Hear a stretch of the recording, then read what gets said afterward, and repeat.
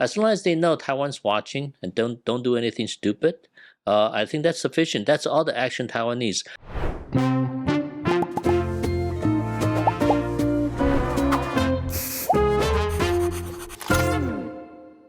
大家好，我是范琪斐。嗨，我是梅乐蒂。欢迎收看《匪夷所思》。好，那今天阿姨想知道，我们就是想来谈一谈还是军事相关的啦，哈。那主要就是前一阵子不是中共又环台军演了吗？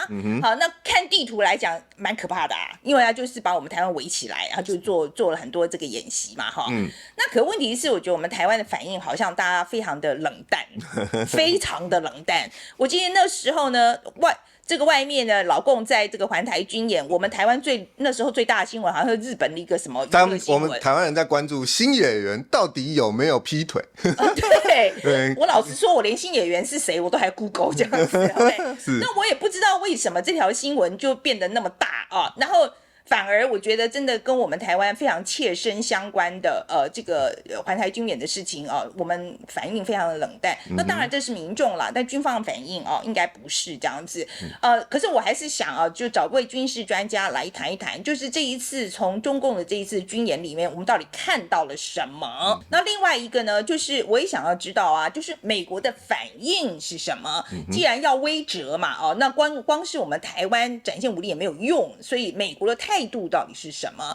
那既然想要谈谈这次环台军演，我们就请到了一位军事专家，也就是胡振东。OK， 好的，我这个胡振东的简历我还是交给梅乐蒂来。好，那胡振东呢，其实是台裔美国人。那他过去他小时候虽然在台湾长大，但后来他到美国之后，他就在美国空军服过役。那在服役的期间呢，他后来就是也进到了美国国防部担任文职。那他担任的那个职位叫中国蒙古台湾科的科长。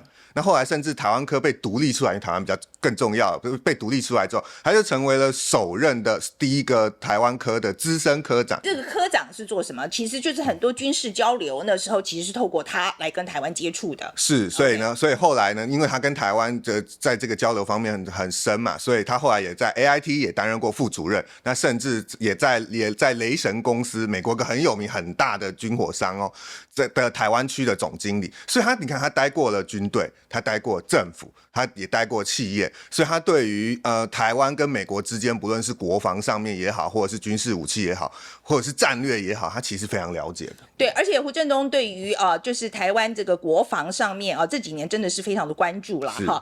然后好，所以说我们就希望他能够帮我们回答这些问题之外，另外我也真的很想问问他，就是对我们的潜舰计划他怎么看？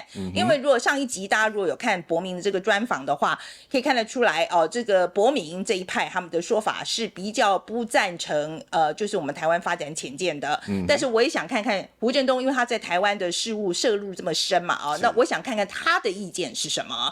那梅乐蒂，你有没有特别想问胡振东的？有。我有想问几个。第一个就是因为讲到美国态度是什么嘛，美国国防部长奥斯汀在香格里拉论坛上面，他讲了一段话，他说相较于乌克兰跟以色列，对美国来说，台湾才是他的 priority。这句话让我非常的觉得有感觉，就是说所以美国真的是把我们摆在最重要的地方吗？因为我们一直都在担心说，以美论大家都在担心说美国没有要管我们的啦，可是国防部长亲自这样讲所以那表示说其实美国真的非常 care 我们吗？然后第二个就是关于美国武器的使用权这件事情，台湾我们买了很多美国的武器，但是我们买来的目的是为了要防卫自己用的，但是有时候防卫的时候，我们不是就是只是别人打来了我们才可以用我们可不可以主动发现别人要打了，我就可以打他？这件事情其实很重要，原因在于说美国其实一开始表现出来态度都是不允许这样做的。但是最近在乌克兰战场上，国务卿布林肯就直接讲他说美国虽然是不鼓励乌克兰直接拿武器打俄罗斯的领土，打到领土啦，但是如果乌克兰真的想这么做的话，我们不会反对。对，所以说在军事武器上面给大家一个概念了就是说不是说出钱就是大爷，是没错，真的不是在这件事情上面真的不是，因为它牵涉太多，就是尤其是外交上的，还有这个就是因为牵涉多国嘛所以其实有很多的政治敏感度这样子。是啊，所以我也想要知道，我其实也真的蛮好奇，就是我们花了这么多钱买了这个美国的武器，我们到底有多少的主控权？就是我们的决定权到底有多少？是。好，那今天呢，我们就赶快把时间交给胡振东吧。Tony, we are going to talk about 环台军演, the military exercise first, okay? So China chose to conduct the military exercise after our presidential inauguration, Right. And opinions of its objectives vary. There are some say there was live ammunition, so making more domestic propaganda, so we don't have to worry about it. And CSIS also mentioned that the scale was not as large as the previous two. But I think there are a lot of people also says that no, you cannot be just put aside like that. So I'd like to know, what do you think about that? Is that not to worry about it, or this is serious? Well, I think the primary purpose is to intimidate the people in Taiwan, and also to show the domestic audience that Xi Jinping was not happy, and he was therefore he's doing something to show his unhappiness. But the fact is, it's nothing to worry about. Everywhere they went, the aircraft and the ship, they are international airspace, international waters. Anybody can be there. Those action has no military value. No military value. No military value, because you got to remember, Taiwan has a very strong defense system. If they had hostile intent, these aircraft and ships would be picked up hundreds of kilometers away. Taiwan's TK missile, TK-3, can shoot 200 kilometers. Taiwan's Chongfeng 3 can shoot 400 kilometers. If they had hostile intent, they never get that close. They will be targeted and shot down or sank. So, no military value. The fact that they can get so close is only because it's peacetime. It's international waters and airspace. Therefore, like I said, if war broke out, they will never be able to get that close. That's why it amazed me that some of these medias in Taiwan try to make it like, oh, it's a prelude of China's attack on Taiwan. No, I even saw a retired Taiwan Air Force general said, based on this exercise, we can see China can take Taiwan in 6 days. You probably saw that comment. I'm shocked. Don't help China with their attempt to intimidate Taiwan. Okay, but how about the Taiwanese government's response? So, from your perspective, do you think we have done enough? I think Taiwan has done just right, because one of the things China hoped to do is to get some response from Taiwan. Taiwan radar and Taiwan aircraft and ship made sure those Chinese aircraft know that they're being watched, and that's sufficient.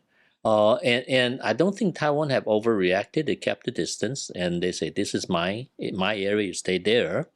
And all the aircraft and ships, they have radar warning receiver, so they know when Taiwan's radar is monitoring them, so they have a signal. So as long as they know Taiwan's watching and don't do anything stupid, I think that's sufficient. That's all the action Taiwan needs. And then, but you talk about like Taiwanese people's reaction to that, okay? And then before AIT's former chairman, Sun Xiaoya, Sandra, before she left Taiwan, I think she gave an interview to New York Times. And then the advice that she gave Taiwan is that don't be hysteria, don't be over panic. Yeah.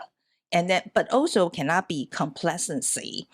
What I'm worried about is the later one, because during the exercise, the Taiwanese people, I think, the most popular news back then, I think is Japanese, entertainment news or some paparazzi, I think, So I'm worried about that. So do you think we are like 温水煮青蛙, as Chinese people, as Chinese verse, we often said. Do you see that in Taiwanese people? I see some of that, and Sandra's absolutely right. Taiwan must maintain a very strong self-defense capability and must remain vigilant. And I believe Taiwan military is.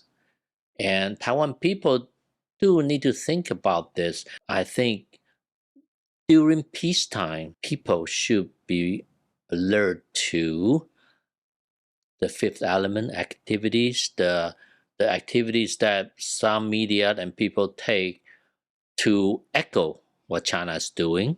You're talking You're talking about information war. I'm talking about cognitive warfare, information warfare. So Taiwan people need to be alert with that and not be fooled, not be intimidated by this type of activities. And in the meantime, be looking out at what are those critical infrastructures that's near their house.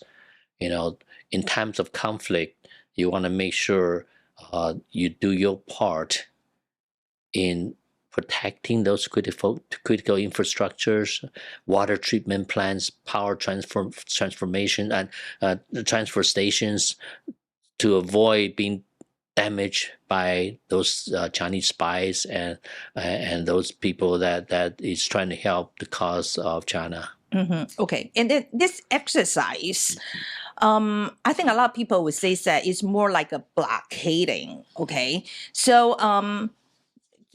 can one interpret this as China changing its strategy from direct invasion into blockade?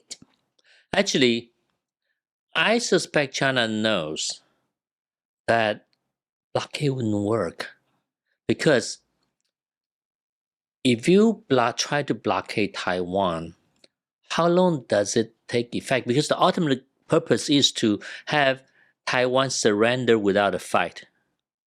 How long would that take?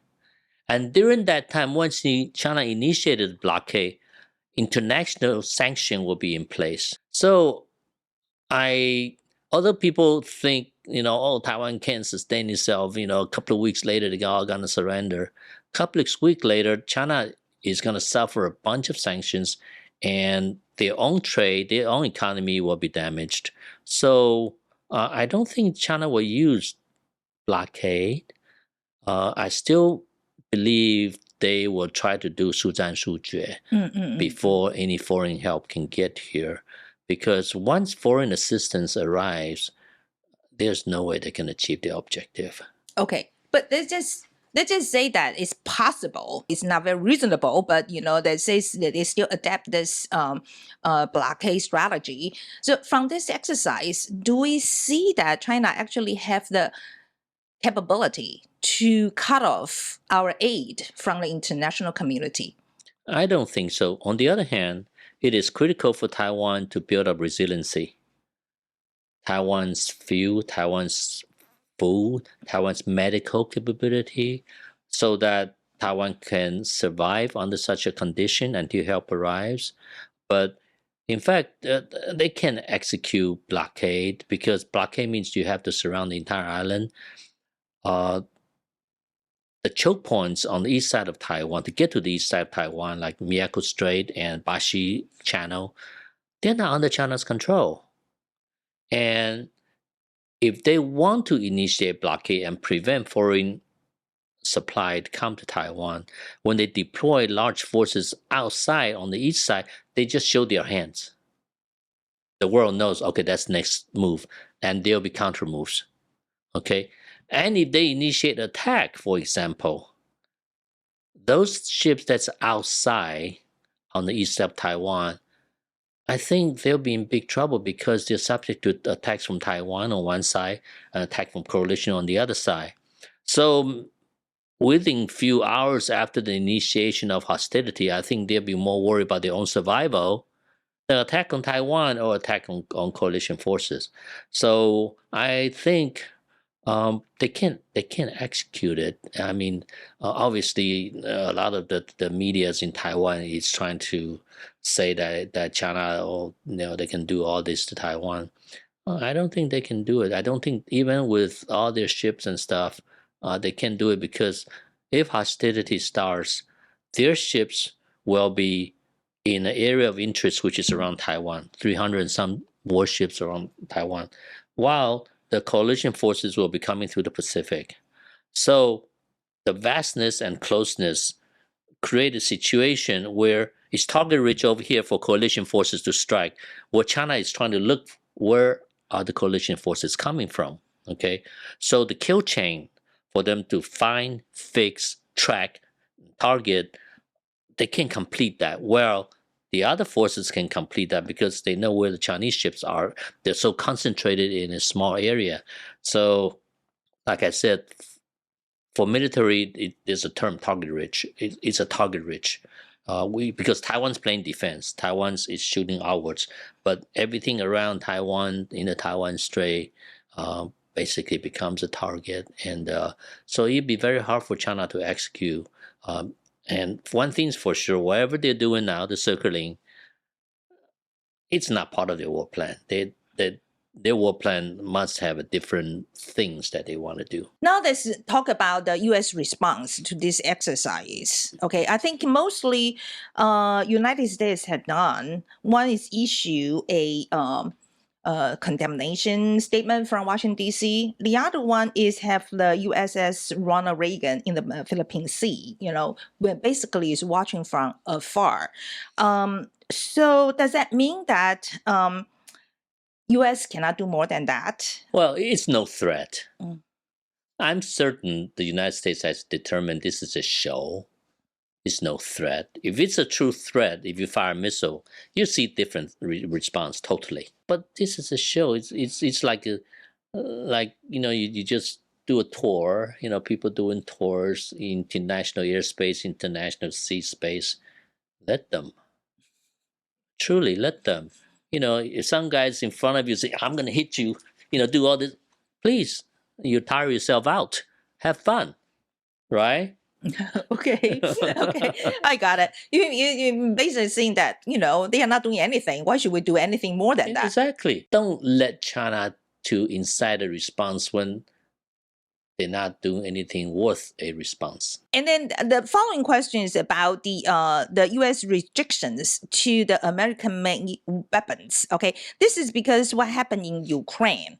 I think the Secretary of State Blinken previously mentioned, although the U.S. does not encourage Ukraine to use American-made weapons to attack Russian territory, the U.S. would not oppose it if Ukraine close to do so. I have to say that, this is quite a breakthrough, and then, but this make me wonder. So, we also bought a lot of weapons from United States. So how much decisions we can make on using these weapons? Okay, for every arms sale to any country who wants to buy arms, there's a request of justification. What is the intended purpose? Okay, and United States will agree to sell based on the intended use of the weapon. So every weapon system sold to Taiwan will say it's intended for self-defense. Self-defense. Okay, so if China strikes Taiwan, it's wide open. Taiwan can use everything they got from the United States for the purpose of self-defense. If that self-defense means the striking where they're launching missile from, please do. It's self-defense. Okay? So there is no requirement to ask for permission. Right? When the United States sells arms, they already validated it's a friend. It's not going to turn that gun against its own people.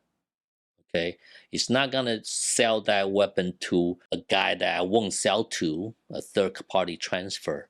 All of this has been validated before the United States will agree to sell. And Taiwan's record is perfect. Okay, some country in South America, sometimes we find that after they buy it, they secretly sell it to a country that we wouldn't have sold it ourselves, and that has happened.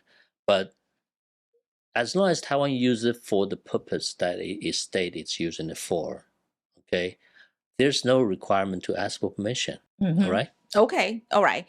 And then, so speaking of the American-made weapons, the Cato Institute suggests that the U.S. could use Presidential Drawdown Authority, PDA, okay, which means that you don't have to pass the Congress to alleviate... You don't have to pay. You don't have to pay, yes, to alleviate Taiwan's delay orders, and also can persuade the hesitance of the Taiwanese people to choose asymmetric warfare. Do you agree with this argument? And also, Ukraine also urgently needs these PDA. So does the U.S. currently have enough infantry to support both Ukraine and Taiwan?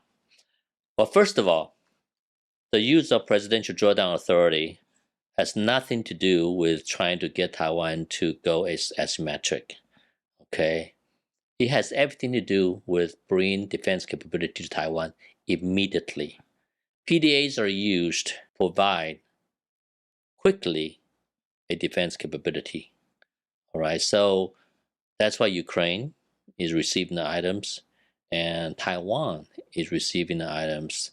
And you will note that the items that PDA that's been provided to Taiwan through PDA are the stuff that Taiwan already has, but not enough. Okay, so there's no training, no logistic, requirement and all that. All right, and as far as can United States support PDA both to Taiwan and Ukraine, yes. United States strategy is be able to execute 2 major regional wars and win. Okay, so we have war reserve material to support that strategy, right? We have war reserve material in Europe. We have war reserve material in the Pacific. And when presidential drawdown happens, it's coming from those with war reserve materials. And they will be replaced by new builds. Okay, wherever, and Congress already provided money to the DOD to build new stuff to replace the stuff because production takes time. So we are going to talk about the Secretary of Defense, Lloyd Austin, stated in the Shangri-La Dialogue. He says that despite the ongoing wars in Ukraine and Gaza, the Indo-Pacific is a priority for the United States. Okay. Actually, when I talked to Sun Xiaoya, she actually gave me a similar perception about that too. Because when I asked her about Ukraine and Taiwan, she said, of course, Taiwan is more important for the United States.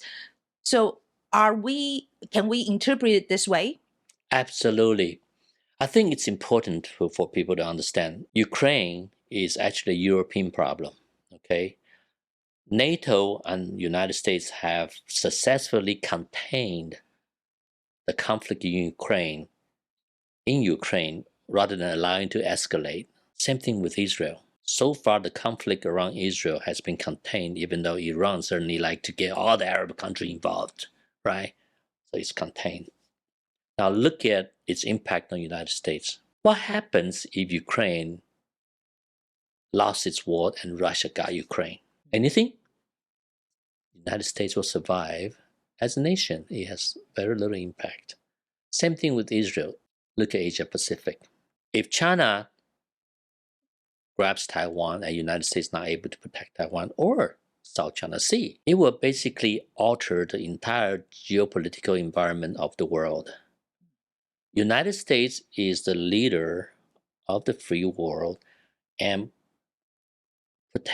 protector of a rules-based world. If China wins, it threatens the United States' position in that and also threatens United States national security. That means China is strong enough to defeat United States, or at least they can say so. Okay, so the peace and stability across the Taiwan Strait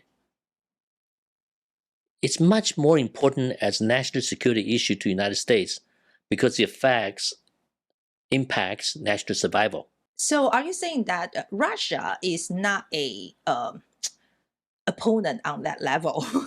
They say China is someone who can, who can threaten United States survival instinct. Let's put this way, but not Russia. Well, Russia is a threat because of their nuclear weapons. Okay, and so they are continued to be a threat. However, China is becoming a much greater threat, and this transition happened probably over a decade ago, maybe even 2 decades ago. The United States starts seeing it. I said, whoops. Although Putin tried to put up a strong face, even threatened to use nuclear weapon, Russia's not that strong anymore.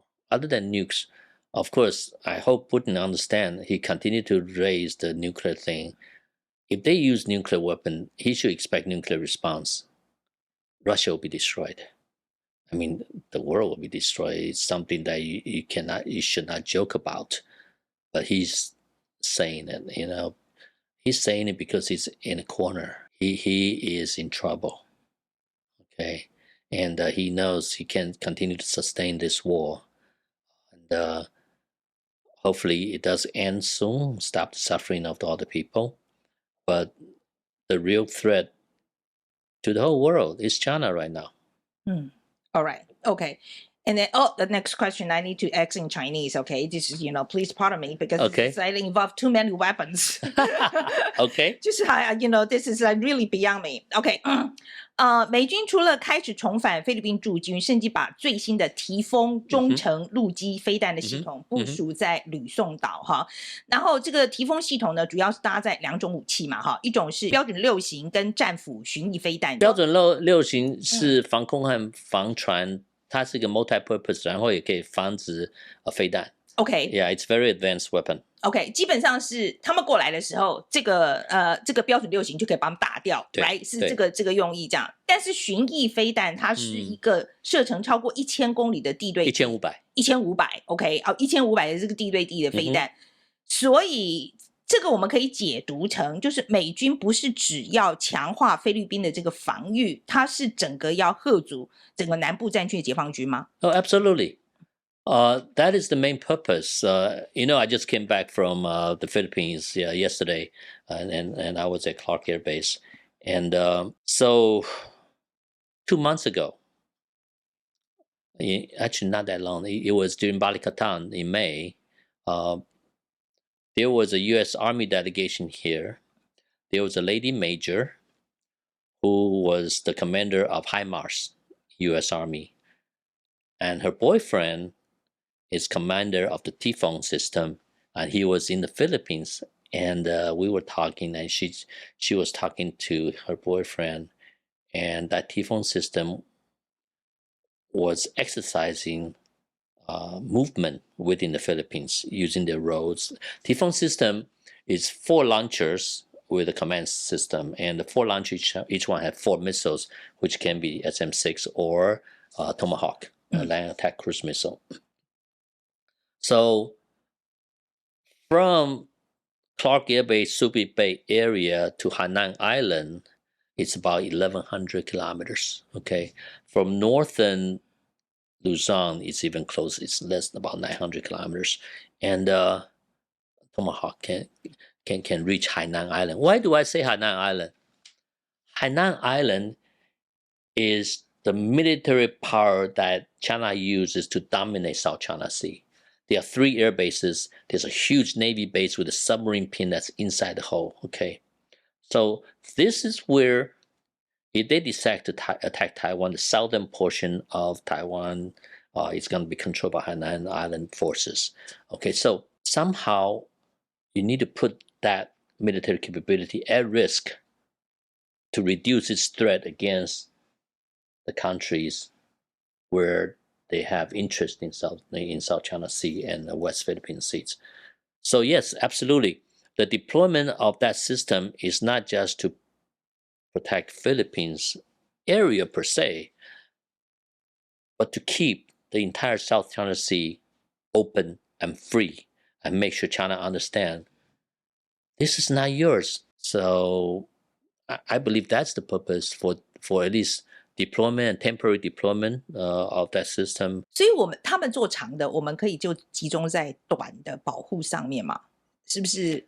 我这个理解对吗？ Yeah， 因为提风系统 SM-6 如果它发射飞弹过来 SM-6 可以打下来 SM-6 也可以打飞机也可以打船 It's a very versatile missile because it has a special seeker and it has special software that can adjust and do multi-mission with this single missile.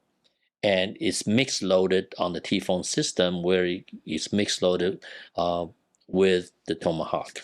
So it's very versatile and it's mobile. And that's part of the exercise during Balikatan that they will simulate launch and then move to someplace else and simulate launch so that China can guess where they're at. And so it's a very capable system, and hopefully it will further deter China from doing anything foolish. Okay. And then the core of the American strategy of Indo-Pacific, I think including Japan, Taiwan, and Philippines, right? And then I could see that United States is trying to coordinate the resources from Japan all the way down to Philippines. However, when we do further study, I have to say that to use the Japanese resources or the Philippine resources when Taiwan got attacked, there are political issues to be handled. I'm talking about like Japanese people probably don't want to be involved.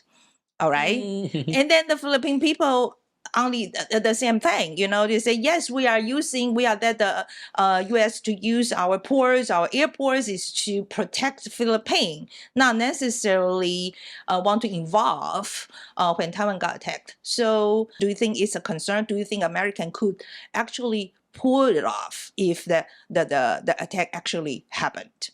Let me put it this way. Every country acts based on their national interest. And their national interest is maintain peace and stability of their own country, right? So they wouldn't unnecessarily antagonize China during peacetime. So they need to say things to make sure that, they don't create unnecessary problem, tensions. But I can assure you, Japan and Philippines knows, if China takes over Taiwan, especially Philippines, they will embolden China so much that Filipino is not in Philippines' interest. Okay? So once hostility or demonstration of hostility or intent of hostility is sensed, I can assure you they won't just sit around. They will not sit around. And just like the countries have allowed exercises during Balikatan, we deployed to Batanes, the little islands on the Bashi Strait. Okay, why would Philippines do that if they don't want to be involved in the Taiwan contingency and won't let Americans use it? Right? It's all in their national interest to say something now to make sure it doesn't create any unnecessary tension. But once situation warrants where their national interest is threatened, then they will do different things. Okay, so the one thing that I noticed from the Israel and Hamas conflict is that I think Israel has been practicing deterrence. I think forever. Okay, and then they have been building their military very strong. So they want to deter, right? However, they still got attacked by Hamas. Yeah. So at that time, I think there are a lot of military experts or international relationship experts are saying that maybe we should rethink deterrence as a dominant strategy. Maybe we should use more other avenues like diplomacy. I like to know, what do you think about that? Yeah. Unfortunately, deterrence doesn't work with a madman. Xi Jinping has an emperor's dream. He might not care about the sacrifice of hundreds of thousands of Chinese people or the subsequent suffering and damage to China as a nation, because he might think he has a divine mission to be the emperor and make China the greatest country in the world without considering the suffering that he might bring. So deterrence doesn't work in that scenario. So hopefully there are other means. Military deterrence often is just that, military deterrence. Sometimes you need to have political deterrence. Personally, I felt the United States should make it clear, and other countries to make it clear to China that if you attack, one China policy is out the window. We're going to recognize Republic of China, Taiwan, as a separate political entity, and we're going to formalize it. If you start after the first bullet is shot, that one China policy is gone. Okay? An added political deterrence. Okay, right now we're building up the military to resist. And I think it needs to be stronger. Maybe wake Xi Jinping up from his emperor dream. It's not worth it. live peacefully, get prosperous together on the two sides. And you look at China's history. China have been divided, come together, come together so many times. And each time it's hundreds of years. Be patient. Xi Jinping, you don't have to bring everything together now. Maybe after a while, China transitions into a democracy and the two sides of a strait got together, and then who knows, 100 years from now. But in Taiwan, I think there are a lot of people would say that just because, there's a possibility that Xi Jinping might actually a madman. So maybe we should try a softer approach, try to talk to him, try to be not as aggressive, I'm sure you heard about this. Oh, absolutely. Mm-hmm. And to talk to a madman, you have to come in a position of strength where he knows he's going to get hurt. Because Xi Jinping, right now, if Taiwan tries to talk to China, I suspect Taiwan will be dictated to. You know what happened to Marcos? Marcos Jr., almost 3 years ago when he got elected, his first overseas trip was to China to talk to Xi Jinping. And he got talked down to.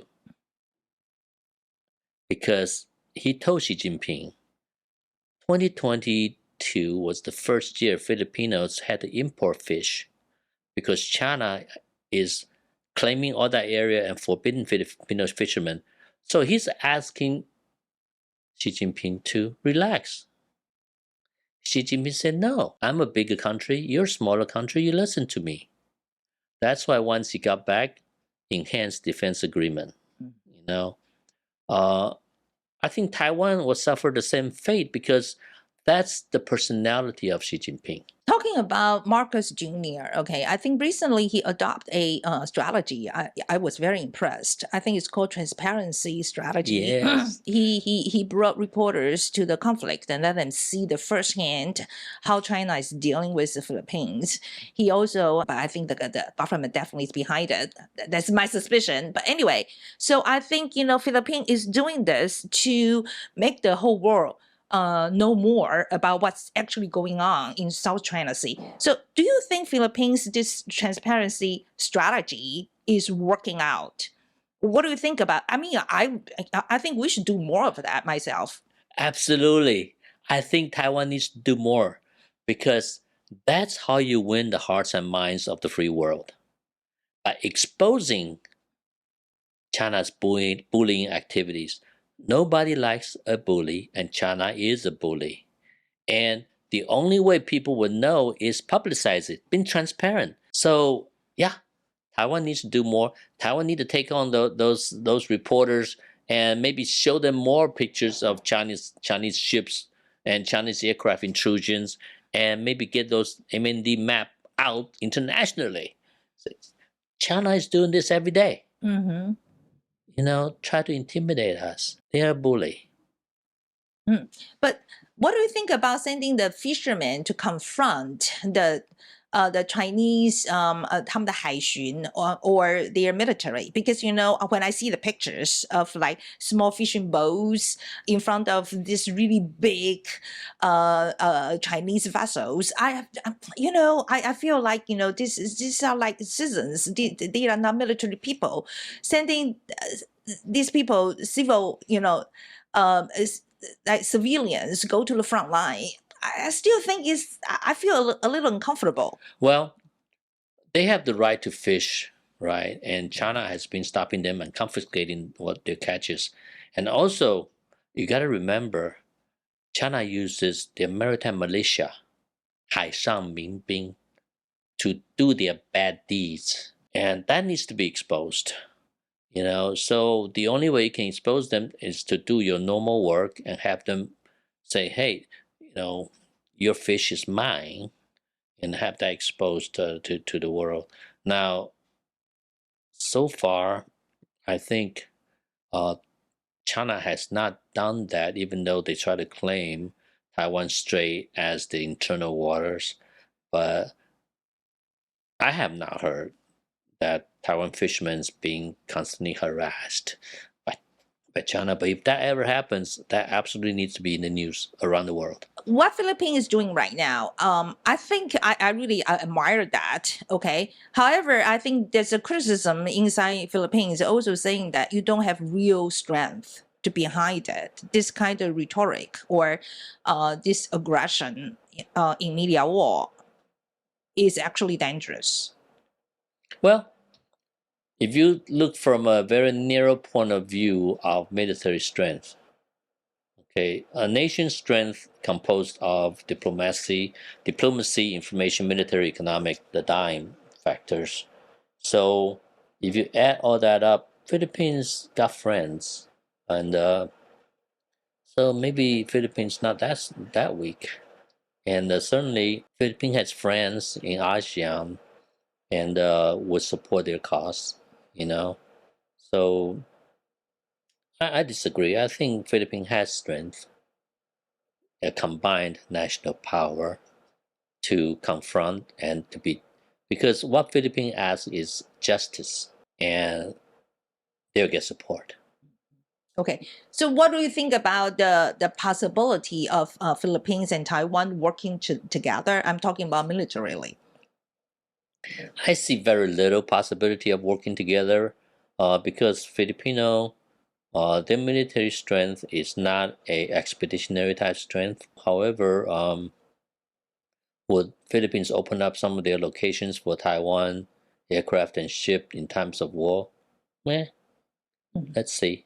Okay, so we still see. I think we still need American to be in the middleman, maybe to help out. Actually, glue everybody together. United States, obviously, Japan and Philippines has been working together, and certainly NATO countries are in Japan constantly working together with Japanese about Asia Pacific security, and also like Balikatan, the French ships was there, right? So more and more countries are getting together. I think that's one thing good coming out of Xi Jinping's ruling is it's uniting the free world together, seeing a common threat. So Philippines and Taiwan, I understand there have been some unofficial discussions, and it's ongoing. It's constantly because they see a common threat, and Filipino people, and I was just there, as I said, and when I say I'm from Taiwan, I flew in from Taiwan, they all comment about how Taiwan is one of the closest friends, and that we have to stay together to counter the Chinese influence, Chinese threat. So, right, actually one of the taxi drivers talking to me is, "Good, you're not from China. We hate China." So what do you think about our submarine projects? I talked to Matt about this. He think it's too expensive because to have an asymmetric strategy, it has to be affordable. So I'd like to know, what do you think about the project? Well, Matt is correct in the fact that it's so expensive, and is it affordable or not? It depends on Taiwan's economic situation.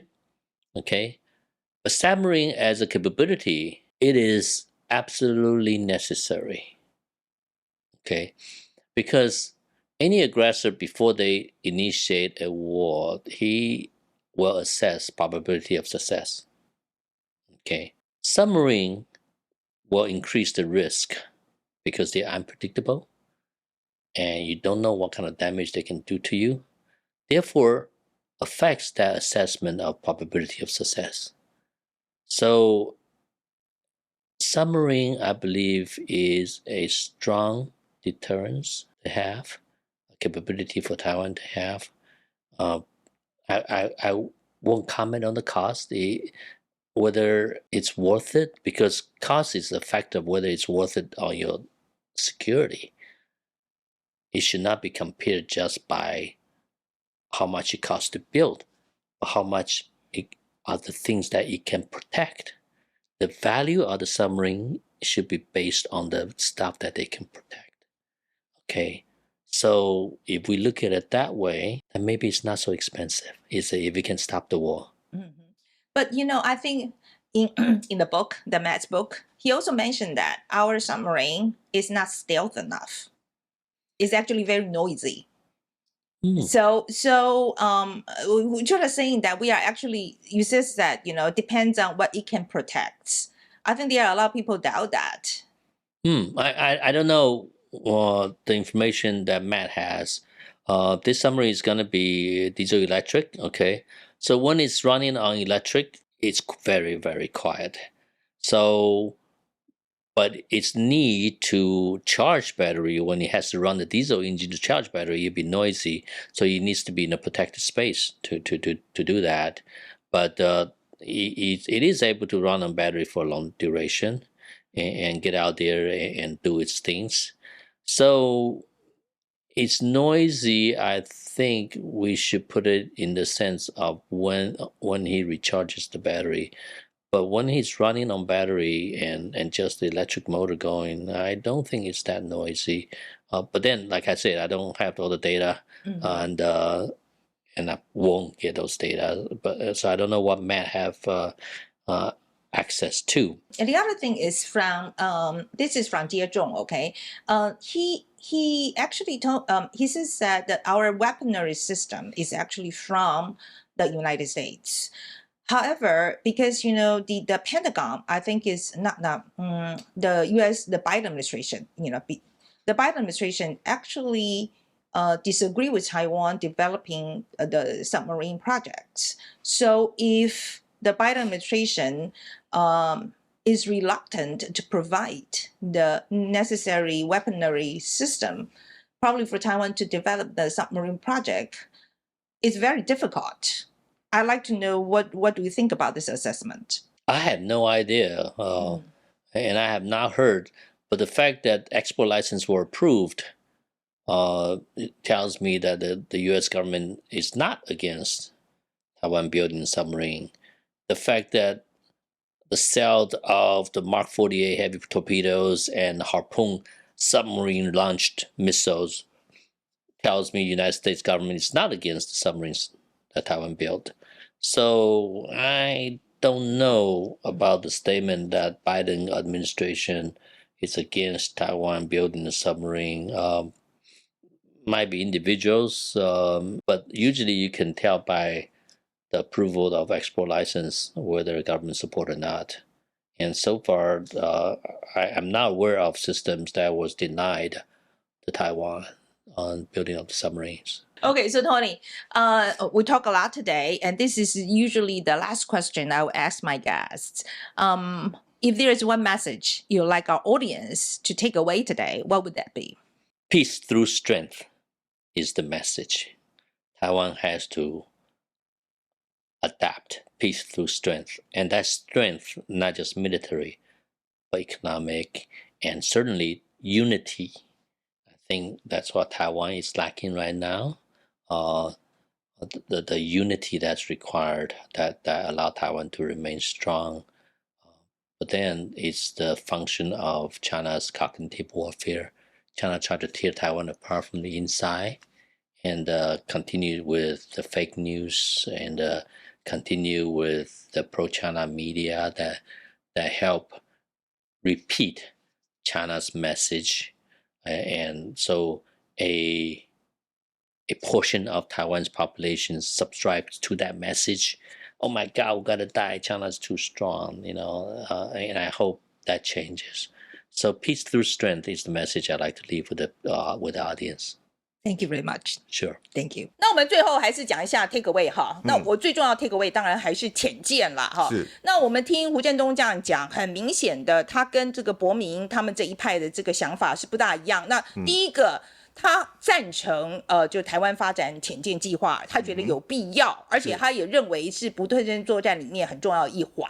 OK， 好，这是这一个这样子。然后比如说他在讲说那个鱼雷，就是说对，就是比如说无人载具。你怎么样载鱼雷？其实我觉得这个还蛮有说服力的。是。虽然我不是很懂，我都觉得这可能真的这个载不大动这样子哈。这是第一个。然后第二个，他也讲到美国的态度。那他对于拜登政府的态度的诠释，他就认为台湾政府没有反对台湾发展潜舰啊，他很多的这个武器出口还不是批准了吗？对，他武器出口许可，他讲到就是你刚刚讲的鱼雷。对，所以说他的解读就不大一样这样子。那有关潜舰这个问题，我们多方的咨询就是我们问不同的专家嘛，那但他们大家有不同的意见，那我们把这个资讯交给观众让观众自己来判断。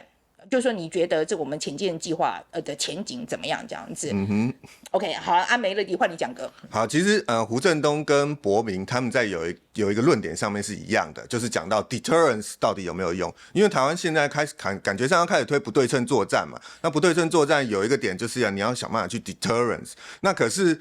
就是我们看到以色列 deterrence 了半天，到最后还是被打了。那可是对博明跟胡振东来说，他们的想法就是他们一样，他们觉得说 deterrence 还是有用的，只是对疯子没有什么用而已。对，这个蛮伤脑筋的。对，蛮伤脑筋的。所以这是取决于说，就是习近平到底会不会突然发疯起来这件事，但是。发疯只是一个点而已，重点是你还是要想尽办法让自己武装起来，让自己变得更强。对，因为疯可能只是少数人。对，而且我相信，你如果没有 deterrence， 他可能会疯得更严重。对，没错，他可能就会毫无顾虑直接打了。对，我觉得会更严重吧。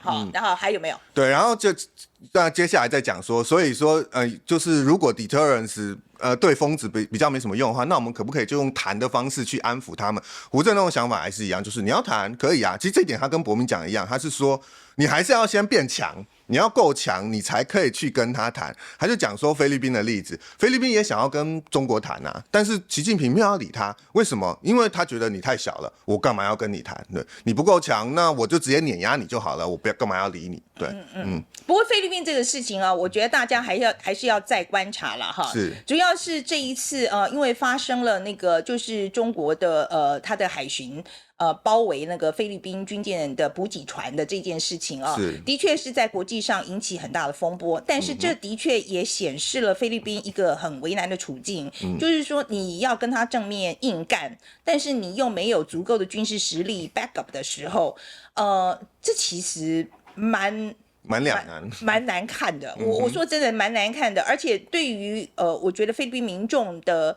我想这个观感上来讲，可能也会有一些影响。那当然，我觉得一方面可能会造成当然我就说有可能会造成是菲律宾民众说我们跟这个就是中国就是霸凌啊，对，团结抵抗，对，会更团结抵抗。可是另外一方面也有可能造成民族情绪如果过高的话，是不是更困难能够处理？这个一个国际事件，这个敏感的事件上面，会使得这个空间上处理的空间上会更小，所以的确是要非常小心的来处理啦。是。那我们今天讨论就到这里哈。那大家对于胡振东讲的，或是我们两个讲的，如果有什么意见的话，都非常欢迎留言告诉我们。那如果喜欢我们节目的话，应该要按赞、订阅、分享、抖内。好，谢谢大家。